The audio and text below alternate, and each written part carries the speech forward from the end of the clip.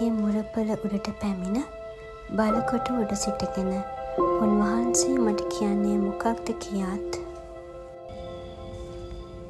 මාගේ පැමිණිල්ල ගැන මා විසින් මොන උත්තරයක් දිය යුතුද කියාත් දැනගන්නට බලා සිටීමි. ස්වාමින් වහන්සේ මට උත්තර දෙමින් දර්ශනය කියවන්න ඉක්මනින් කියවන්නට පුළුවන් වන පිණිස ඒ ලෑලිවල පැහැදිලි ලෙස ලියන්න. මක්නිසාද දර්ශනය නියම කාලය දක්වා තව ප්‍රමාද වේ. එහෙත් ඒ බොරු නොවී ඉක්මනින් තීන්දුවට පැමිණෙන්නේ. ඒ ප්‍රමාද වෙතත් ඒ ගැන බලා සිටින්න. මක්නිසාද එය පසු නොබැස පැමිණෙනවාම ඇත.